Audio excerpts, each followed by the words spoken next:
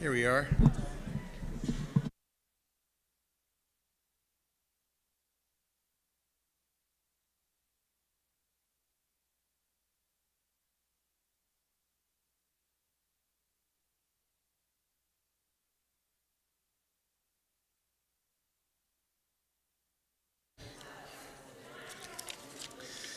All right, time to get going here. Welcome, everyone. Hope you enjoyed a beautiful day. Same to you all at home. Glad you could join us from home.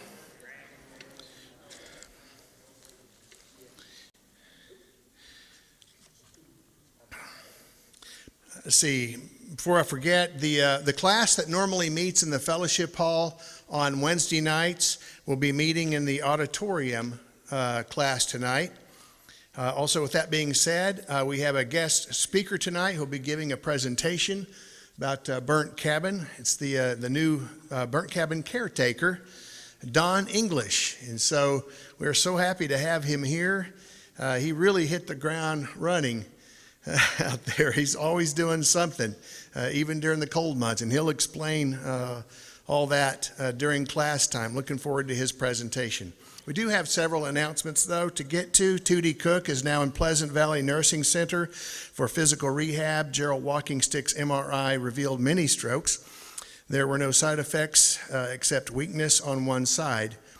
He was released to resume normal activities. Joe Loudermilk remains in Ignite Medical Rehab. Debbie reports Joe is slowly improving. She is not sure how much longer she'll be there. Madeline Cook is scheduled to go for a week of testing, March 24th at OU Medical Center. She's had more seizures since Sunday. Please pray the doctors will be able to identify the source of the seizures. Becca Holliday's doctor referred her to see a cardiologist March 25th because the echocardiogram showed her heart is not pumping blood like it should. I'm not sure how to pronounce that. Breatha Cook, Steve McDaniel's sister, kidneys haven't been working. Her organs are shutting down, so they are just going to keep her comfortable now. Please pray for Breatha and family. A celebration of the Christian life of Joyce Guest will be tomorrow at the Fort Gibson National Cemetery at 1:30. Our prayers are with David, Levina, and all the family in this time of loss. Our prayers are with Chuck Jones and family in the loss of his brother Donald Phillips. There will be a viewing from noon to 7 tomorrow at Garrett. A celebration of Donald's life will be March 14th at the Community Gospel Center in Fort Gibson. Our sympathy is extended to Bob Townsend and family in the passing of his brother, Jerry of Muskogee. Life celebration is set for 2 p.m. March 20th at Cornerstone in Muskogee. And congratulations, Parker Faye Keese was born March 9th, 7 pounds, 6 ounces, and 19 inches. Parents are Stephen and Mackenzie Keese of Bixby. Big brother is Carter. Grandparents, Roxanne Keese, also Steve and Sherry Cottrell. And March 17th, and every Monday in March, Soul Sisters will meet in the Fellowship Hall. March 16th, Fort Gibson Nursing Home Worship at 4 p.m. The 25th, Card Writers will meet in the library at 10. The 19th and the 26th, Junior Soul Sisters will meet. And the 29th will be a men's breakfast at 8 a.m. Joyce Huggins will begin a new ladies class tonight in room 17 after the prayer. That will be right over here. Is that right? These glasses only let me see close up, not far away. So, all right. So Joyce says yes, that's going to be over there. And the title is, How Did I Get Here? Finding Your Way Back to God When Everything is Pulling You Away. All right. March 16th, youth grades 6 through 12. Pickleball, meet at the church building at 2:30 to go to Woodall. And bring your pickleball gear if you have it. On March 30th, Youth and Children's Ministry is hosting a daddy-daughter date night from 5 to 7 here at the Fellowship Hall. This is for children, youth, and their dads. Volunteers and daddy and daughters sign up at the welcome booth. Spring Fling dinner This is a dinner for new members, elders, ministers, and wives, hosted by the Soul Sisters. That'll be Monday, April 7th at 6 p.m. here in our fellowship hall. And then on April 12th and 13th will be the Fort Gibson Youth Leadership Retreat out at Burnt Cabin for grades 6 through 12. Mark your calendar. Plans are being made for the 2025 Easter Egg Dash. That's April 19th. Be watching for sign-up sheets in the foyer for many new opportunities to serve. Also, birthdays.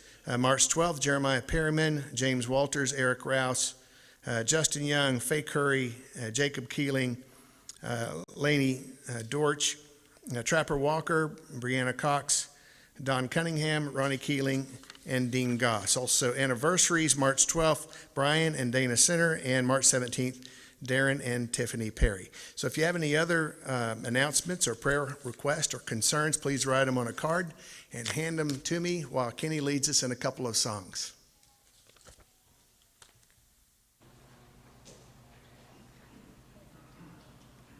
All righty, number 535, if you want your book, it's on the screen. Glory Land Way. I'm in the way, the bright and shining way. I'm in the glory land way. Telling the world that Jesus said today, 'cause I'm in the glory land way. Oh, I'm in the glory land way. I'm in the glory land way. Heaven is near and the way road clear. I'm in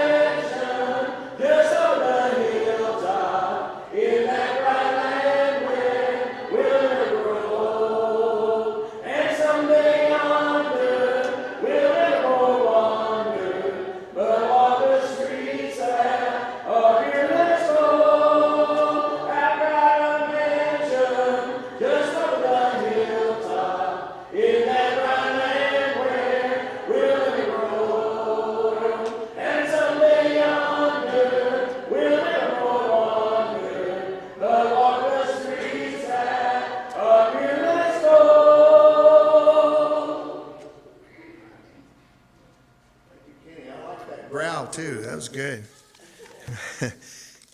Putting Liam to the test. He's back there training on PowerPoint, and you're repeating choruses and stuff. All right, that's awesome. Okay, well, let's bow for a word of prayer before we go to our Bible classes. Dear God, you are awesome, and we do thank you so much. We thank you for the gift of music. We thank you for the gift of fellowship. We thank you for the gift of your Son, Jesus, who makes it all possible. God, we just thank you that you're so willing to listen to our concerns and our worries and the things that we're stressed about, and you know exactly what to do with them, and you're planning things and have things in mind before we even ask. And we just thank you for your mercy, for your love, for your faithfulness. God, we just thank you for being you and for walking with us through the hills and valleys of life. God, I just pray that you'd be with all those who are going through medical procedures or getting over illnesses and have procedures ahead, that you would just bless them, that things would go well in their upcoming procedures. God, I just pray that you would be with all those who have lost loved ones, that you'd be with the Gist family and the Jones family and the Townsends, that you'd just be with them and wrap your arms around them and let them know that you are there, and just grant them peace and healing during this very difficult time. God, we're just so thankful for the birth of little Parker Faye Keese, and God, we just pray that Stephen and Mackenzie would raise her in the Lord. God, just please be with us now as we go to our Bible classes. It's in the mighty name of Jesus we pray. Amen.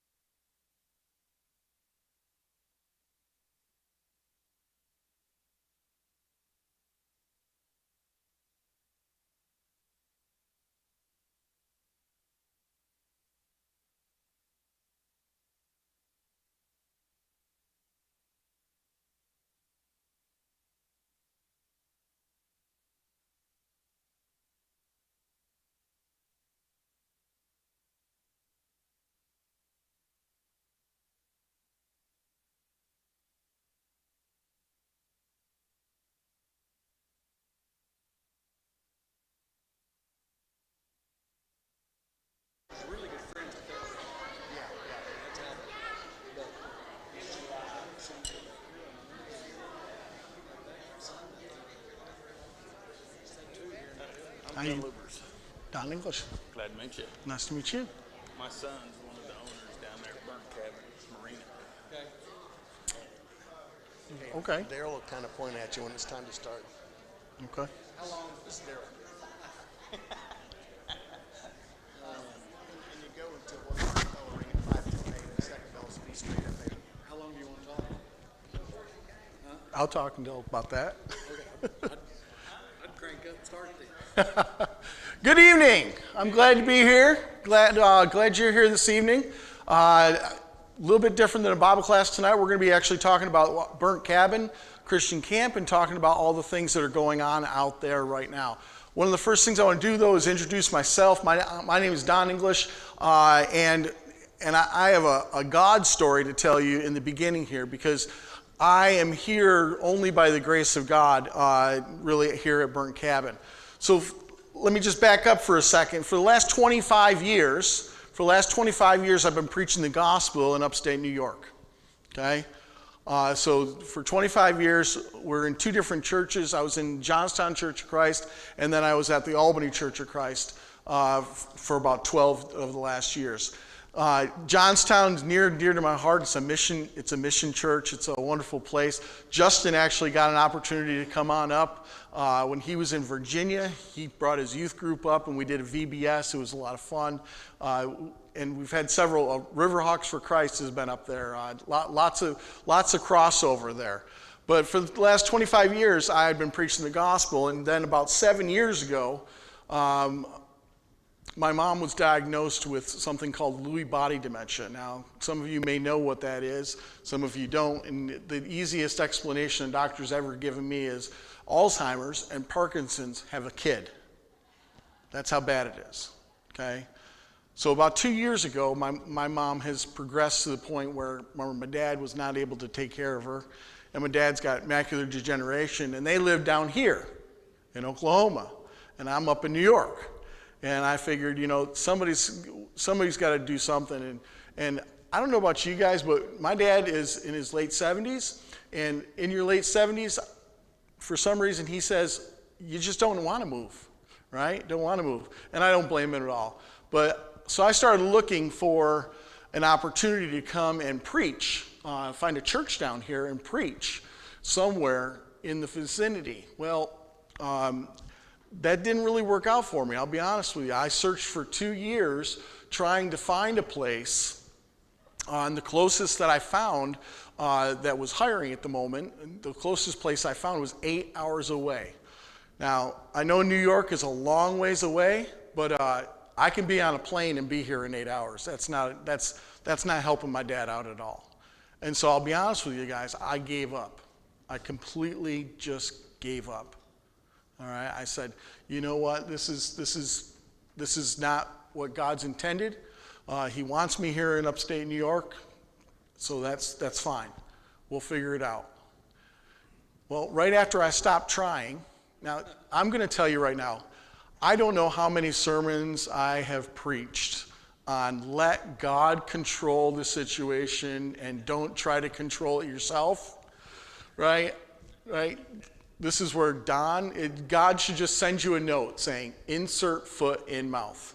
Because that's what happened. After I had stopped trying, well, I got in touch with Justin's brother, Terrell, and they were looking for somebody at Burnt Cabin, but they're looking for somebody a little different. Actually, it was Sam's idea. Sam was the caretaker for the last 22 years.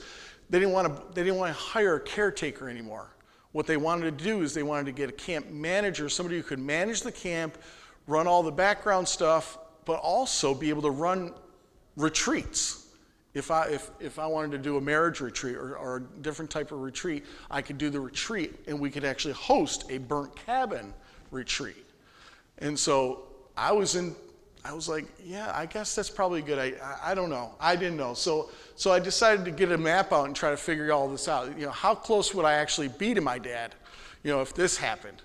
So that's up at the top is the top circle is Burnt Cabin, okay? And that little finger that points out into the lake points directly at my dad's house, 20 minutes away. So if I haven't preached enough sermons on how to let God control it instead of you control it, here's my biggest one. Me trying to control a situation, 8 hours. God controls it, 20 minutes. Okay, so the big difference. And so that's how I got here, okay? We decided, I'll be honest, it was a heart-wrenching thing to leave upstate New York and to leave full-time ministry in that way. I love preaching. I love preaching. I love just being able to tell people about God's word, and luckily, still being able to do that at camp also to some degree. So this is my family. I've got 6 kids and I've got 6 grandkids, all the way from my oldest is 32, and my youngest is 11. So he is a lot of fun to have around. He is also autistic. So 3 girls, 3 boys. They used to call us the Brady Bunch in New York. So So anyhow, so that's them. That's at Camp Hunt. That was the other thing I was going to tell you is, so the experience that I've had is that I actually was vice president of Camp Hunt, which is a Christian camp in New York State, in upstate New York, for the last 22 years. So with the camp experience and the years of preaching, it was kind of a good fit. At least we think so anyways. So let me give you a brief history for those of you who don't know about camp. Exciting thing happened last year, very exciting thing. And it's all in the background, so most of you don't recognize this, but see, Camp Burnt Cabin started off in 1959, but by 1989, I want you to remember that date, 1989, it was almost bankrupt. It was almost bankrupt. And some of you may have been around then, maybe not, I don't know. But Fort Gibson was one of the 5 churches that got together in 1989 to try to figure out how to save Burnt Cabin. Okay? And in 1989, they decided that, well, what we need to do is we need to put it under the eldership of one church for 5 years, and then we'll switch it every 5 years. Well, 5 years went by, and the South College Church was doing such a good job, everybody went, well, you guys are doing a good job.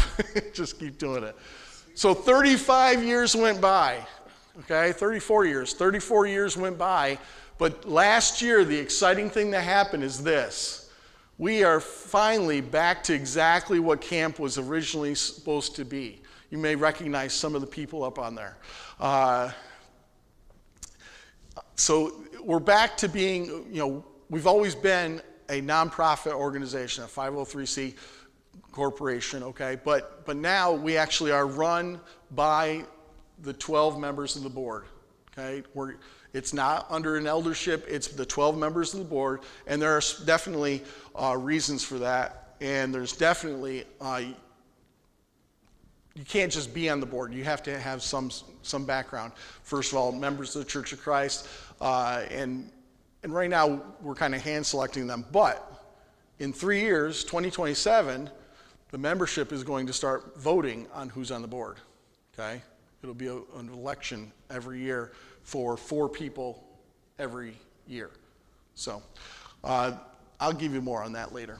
So that's where we're at. So, most of the time when you think of Burnt Cabin and you think of camp, you think of summer camp, okay? And summer camp is very important. There's no doubt about that. Summer camp is our biggest time. It's an exhausting time you guys think it's exhausting for a week. Try it for 6 in a row. It does. It's definitely an exhausting time, but it's fantastic.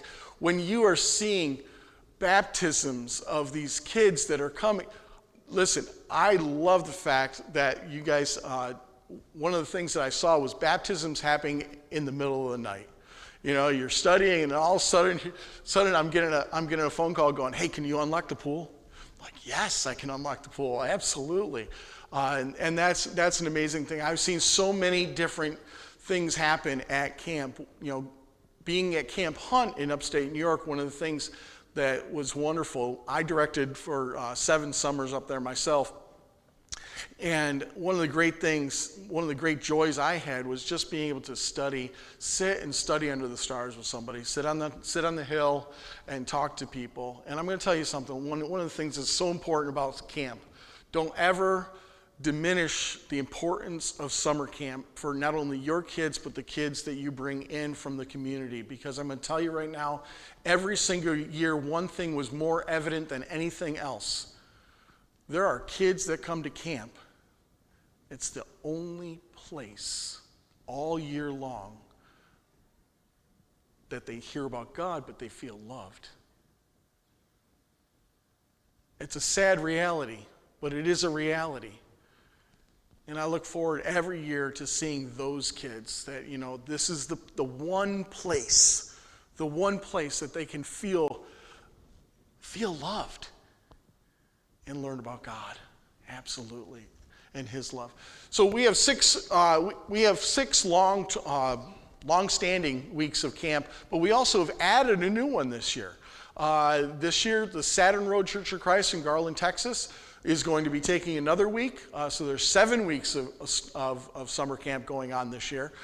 They're excited. It seems like a long ways. It's 4 hours away, but I guess that's not too long. It just came about. Here's the thing. The youth minister, his name is Eli Swain, and Eli grew up in Tulsa going to Burnt Cabin every summer.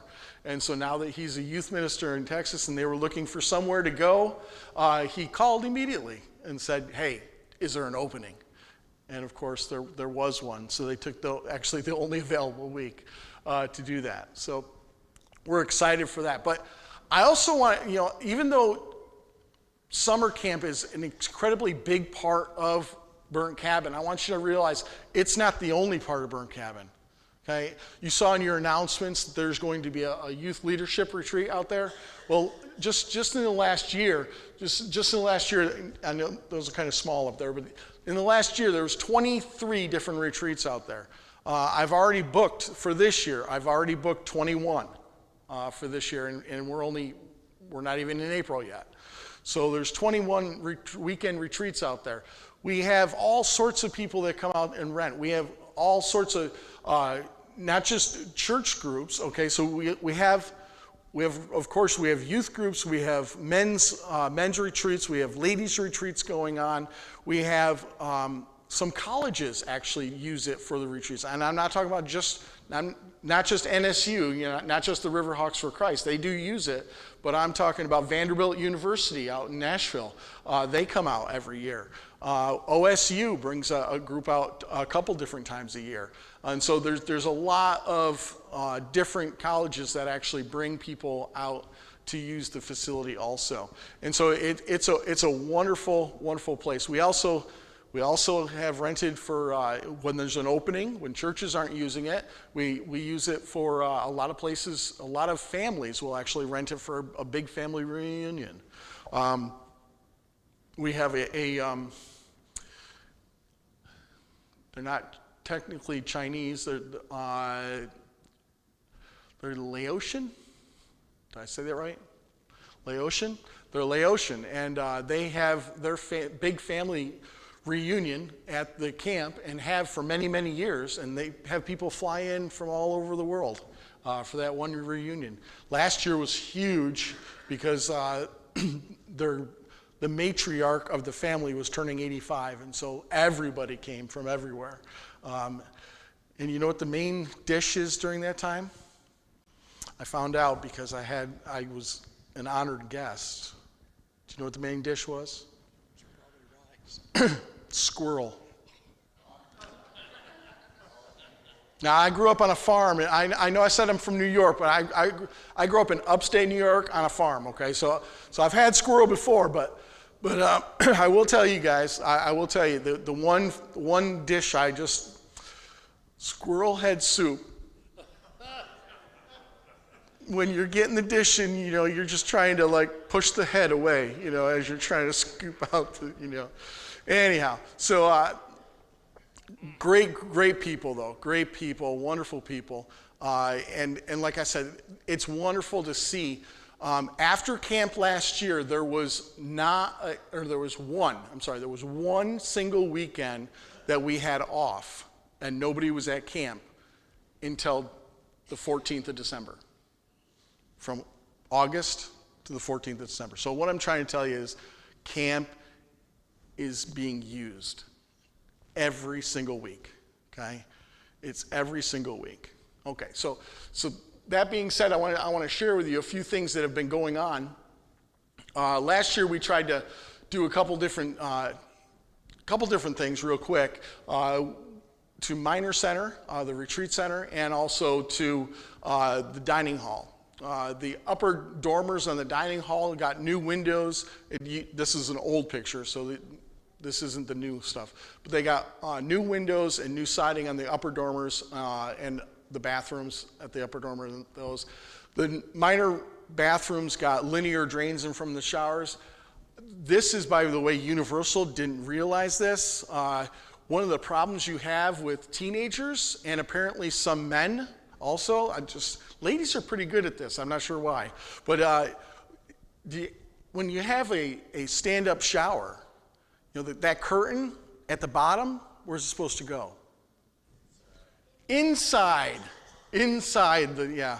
So that is a universal problem no matter what state you're from. I'm going to tell you right now. I've replaced so many floors, even in New York, because of that. So we replaced some floors in the dining hall, and we also put a new roof on the sports shed. Now that's just the little stuff that was happening. We actually added a big deck also to Minor Center. This has become the place to hang out. It's great. We got a little fireplace there, and every retreat after we built it, used it in the morning to have coffee and at night to sit around and talk. So it was a great addition to Minor Center. We also have been building bathrooms. Now, I say bathrooms, let me refresh that. Let me back up. Restrooms. Okay. If you've ever been to camp, if you've been out to camp, you know where the restrooms are, right? Where are all your restrooms? They're in your dormitories, right? So unfortunately, you have to walk through a place where somebody is sleeping, right? In order to get to those restrooms. Well, no more. They are built. They are complete, and so here they are. This is the new restrooms. They're off the end of the canteen. Just completed them. I've got some eaves, metal on the eaves to do still. So I shouldn't say it's 100%. I'm going to say they're functional and 99% done. How's that? But they are all set and ready to use, including, shouldn't tell you this, but it's probably the nicest heat and air conditioning in the whole camp. I don't want to tell people too much because they're going to spend all their time in the restrooms. But that is, those are, like I said, 99% complete. And the other thing that we're working on, since that's complete, the project right now is, I want to tell you a little bit about, is, well, there's two projects. One is a memorial amphitheater. Okay, so this is at the end of the baseball field. Okay. So all the way out in the outfield of the baseball field, or if you're looking down at the director's housing, it's off to the right, down the hill from there. What this is going to be is this is going to be a pergola. Okay, so it's going to be a pergola. It's going to be 10 by 30. It's halfway there already. The pergola is 10 by 30, but then what's important about that is that's kind of just the stage area. Okay, what we're going to have is we're going to have seating coming up towards you, towards us here. Coming up the hill, it will seat anywhere from 120 to 150 people. And so that's going to become a nice spot for all sorts of different things.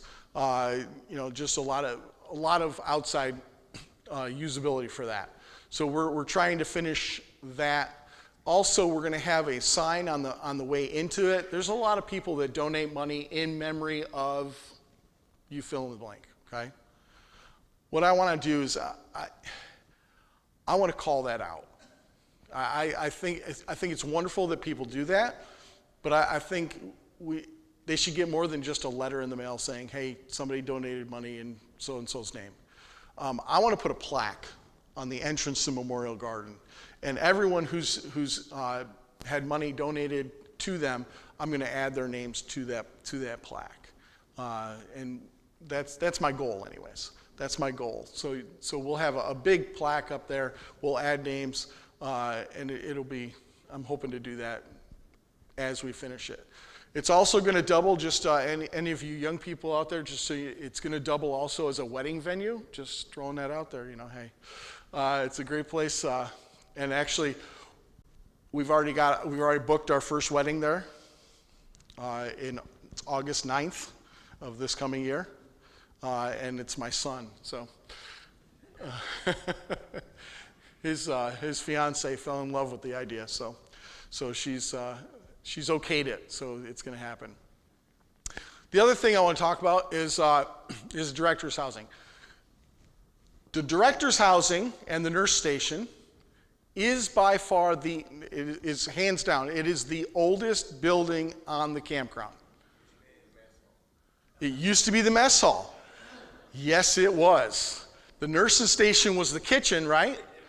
The nurse's station was the kitchen, And the back part, the entire back part was open up, and it was the mess hall, right? I know that because I've been working in there, and I'm telling you right now, that yellow Formica is still there on the floor. It is. It's still there. It runs from one end to the other. So, so absolutely. So we're since it's the oldest building, let me tell you, it's needed some TLC. Okay, it's needed some major TLC. One of the places we've had to do is the floor in the nurses area had to be jacked up and fixed. We had to put a beam in, but the director's side of it was actually pretty good. We actually cleaned out the old canteen underneath it too. Yeah. I wouldn't want to have canteen down there anymore, Bo. Right. It was the concrete one. Okay. That was the director's cabin. I tore it down. Now the bathrooms are there. So I want you to just realize this real quick here. So the director's cabinet, in the back part, so it's a T. Okay, if you think about this as a T, director's cabinet is across the back, nurse's station comes down the middle, okay? They're completely separated now. You have to walk outside to go in the other one now. They're completely separated. The back side has been turned into, we tore all the walls out, opened it back up like it was in whatever year, I'm not going to ask what year, whatever year it was. We tore all the walls out and we put new walls in. It's now a 4-bedroom, 2-bathroom with a meeting room. Okay? So it is to the point right now where it's ready to paint. Okay, I don't have, the bathrooms aren't completed yet. We haven't done anything as far as plumbing, but the electric and all the walls have been sheetrocked and taped and mudded and sanded, and now it's getting ready to paint for all of that. So, and then we'll put some floors in after that.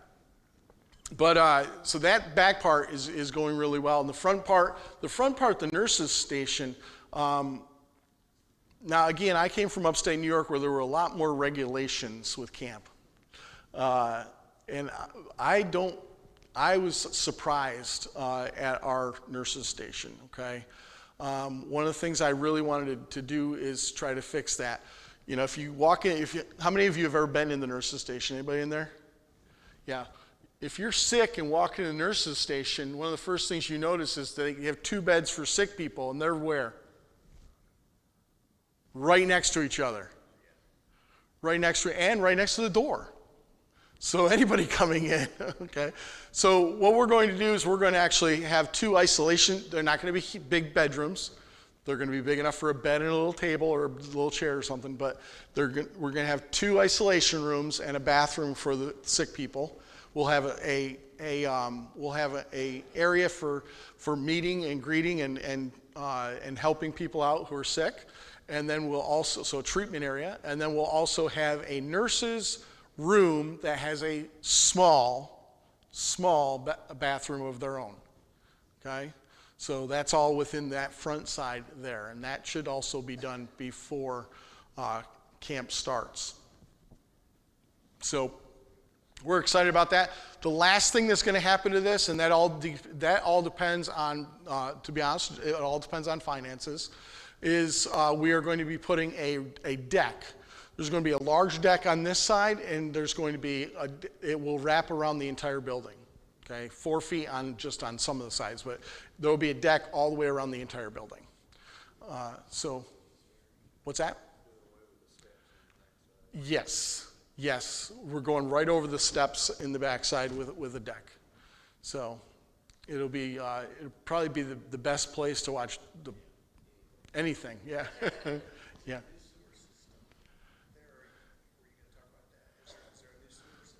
The new sewer system was put in before me, so it's all there. Oh yeah, yep, it's all good. Sewer system's all good, the electric's all good, everything's going well with that stuff. So keep that in your prayers. You know, we're hoping to get as much done as we can financially, get done. That's the only thing that's going to hold us back is finances on finishing it up. and we should be pretty good for the summer with the director's housing. So the other thing I want to tell you about is the project that's going to be really kind of the fall of 2025 and 2026. One of the problems that we've had over the years, even predating me, is congregations like yourself come out there and close to 200 people, and it's very hard to have everybody eat in the dining hall. Okay? And you usually have this long line that goes out the door, and by the time the people out at the door get in, maybe some of the other people are, you're kicking other people out so that they can eat. So one of the things that we're going to do, at one point I know there was a whole idea of building a whole new dining facility. The board has ixnayed that, okay? It's not happening, okay? That's not going to happen. What we want to do is this. This side of the lodge, we're going to, where the railings are in the upper deck right there, we're gonna enclose that all in. It's gonna be windows so you can see the lake, because it's got a gorgeous view of the lake right now. Windows around the top, and then we're gonna bring a roof down and actually enclose the bottom also. Okay? And then we're gonna blow the wall out that is currently there, going into the dining hall, and that will open it up, and that will give us about 100 people more seating. Okay? 100 people more seating.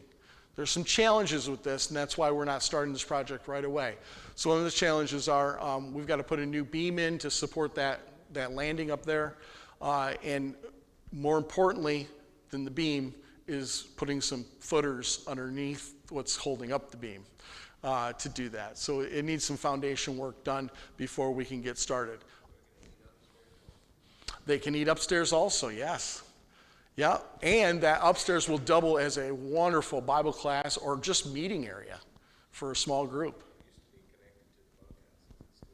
It's still connected, yes. But as an emergency exit only. So yeah, so it's all. So we're hoping to get started on that in the fall here, and if we can get it enclosed by winter, then that gives me my winter project for next year. So the inside of it. So we'll keep on working on that. Part of this also is do we have any kitchen people here?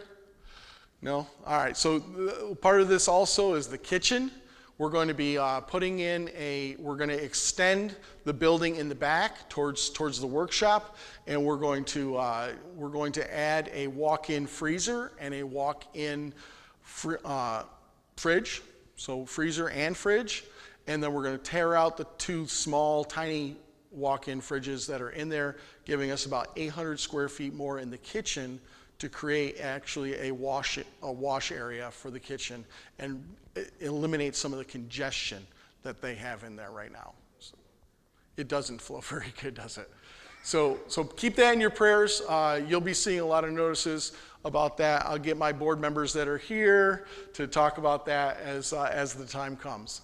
But we're really excited about that also. It does have brand new heat and air right now in the dining hall, by the way. For those of you who were really hot last year, I don't think that's going to be a problem. They put a massive unit in. Broken Arrow's been working on that. They just put a massive unit in, and it's just about hooked up. So we should be good on that. One of the things I've also been trying to do is, many people don't recognize that Burn Cabin has about 10 acres, or 10 to 12 acres of land actually to the east, okay? To the east of us, this big square. So you've got the rectangle that is camp, but you also have that other rectangle, or that square right there, that is also all Burn Cabin. So we've been putting in a lot of trails. We've been putting in a camping area. And so we've been doing all sorts of things. One of the things we did last year was add an archery range. So there is an archery range there. The kids love the archery range. I loved it. I got to take part in helping run the archery range last year, and I love that. I used to do that before, and just to see kids come down there the first day and not be able to hit the target at all, but by the end of the week, they're nailing it, every single arrow. It's just amazing to watch and see that. And so that's down in that wooded area also. And then we're also looking at a couple different things in the future. I just want you to know this. One of the things that I know they're really tiny up there, but those little purple squares or rectangles, those little purple rectangles are going to be RV spots with full hookups. Okay? That road that you see at the top of your screen there, that was that was 45 feet of camp that was sold to the marina. Well, the man and the woman who own the marina, the Youngs. The Youngs have a place that's out around there that was inaccessible. They want to build a house out there. Camp sold them a little bit of land a couple years ago to do that. With this in mind, when they put utilities down through there, we're going to have an electric meter up there, and we'll have a water meter up there, so we'll be able to access the water and electric right up there and not have to run it from the middle of camp up there. So and they're doing that at their cost, not ours. So that's a wonderful thing. Not only that, I just want to say this: the relationship that Sam really built up with the Youngs, and that I've been able to continue is absolutely amazing. He came in with some big equipment. I mean, some big equipment, because he wanted to clear a little bit alongside of the road and make it look nice, because he doesn't want it to look terrible as he's driving out to his house, I guess. He just asked. He just said, "How much do you want me to clear for you?" For free. I'm thinking, wow. And so, I was thinking it's going to be a little bit of time before we get those RV slot areas cleared out, right? No, they're done. They're cleared out. He just did it for free for us. And so it's really great. So also, it's not going to look that good. But also the blue squares there, the blue area, one of the things that we're missing at camp that is near and dear to my heart is family housing. Okay? We've got great dormitories, girl sides, boy sides, right? Fantastic. But if we're going to do stuff out there like hosting marriage retreats and things like that, I don't know about you, but if you've ever gone to a marriage retreat and then you send all the guys to one side and all the girls to one side that next night, you might as well just have one lesson for the whole weekend, because you're just going to repeat it every single time. So you allow him to do what? No. Anyhow, so we're hoping to put in some family cabins along that hillside also. And then, like I said, that's one of the mock-ups that we have an idea for. Then the other thing that we're using, again, for this 12 acres that's down there is we've got a couple different trail life groups now that are actually working at clearing the area, and they've been camping. I just had a survival weekend with one of the troops 3 weeks ago when it was really cold. It was really cold. But they came out and they had to build their own shelters and stay in overnight, and they did a great job. So we're trying to foster those relationships with trail life and also Heritage Girls. We haven't quite found a Heritage Girl troop yet, but we're looking to try to get our ins on that. So that area is a great area to continue to develop. We've got a giant, it's not giant, I shouldn't say it. We've got a very large cleared meadow right now that has a large fire pit, and so it's a great place to go hiking down to there. Also, just put a permit in for trying to get a permit to get another path to the lake over on this side. If you've ever been down to the lake from Burnt Cabin, from the camp, you go out in the outfield, then you take this rocky path, and then it goes like this at the end of it, right? It goes straight down, or not straight down, but it's pretty steep. Over on that side, it just goes like this, all the way to the lake. And so we're hoping that the Army Corps of Engineers will allow us to do that. So let's see here. Oop. How do I back up? There we go. So, I'm here not to just to give you, an idea of what's going on, but there are ways that I'm asking for help too. Okay. Number one, volunteers. camp would not be where it is today without volunteers. Okay? And whatever you can do, it doesn't matter whether you have special skills in building or HVAC or whatever, it doesn't matter. There's so many different things that are available out there for you to come out and help with. We've had teen groups come out. We've had men's groups come out. We've had ladies groups come out. We will have a couple of work days that will be scheduled over the next couple months. But really, when it comes down to it, if we don't have the volunteers out there, listen, I'm just one guy. I don't know if you saw the picture of the big facility, but I'm one guy. I cannot do all of it. It's impossible. And here's the thing. Let me back up. Here's the thing. Our goal as a board is to have this. Camp is a tool to be used by congregations and Christians to bring people closer to God. That's all it is. Okay, that's it. Volunteers allows us to continue to keep things up and keep the cost of camp low. Okay, right now camp costs $240 a week for the summer camp. Okay, we're keeping it low so that we can, but the only way to keep it low is from generous donations, I'll be honest, donations, but also volunteers coming out and helping in any way possible. So I want you to keep that in mind. If you're ever looking for a service project, I've got about 85 of them. You can come and pick which one you want. But that's the goal of the camp, is to be a tool to be used to bring people closer to God. And it's a wonderful place to do that. So a couple other ways you can help. Here's another one. Burnt cabin booster. I said earlier that all the board members will be voted on starting in 2027. 4 board members will come up for election.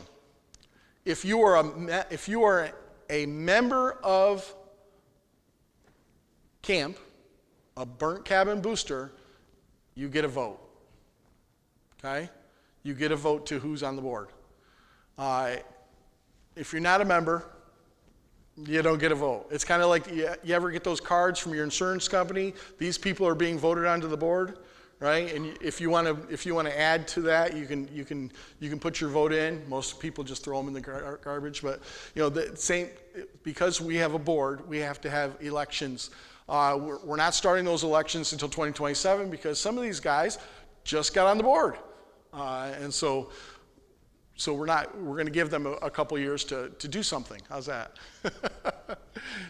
And there's definitely things that you have to be 18 years old to be on the board. You have to be a member of Churches of Christ in fellowship with a congregation, and then memberships cost $50 for a single, and then $70 or $75 for a couple. Again, this is another way that we're able to keep the cost of camp low.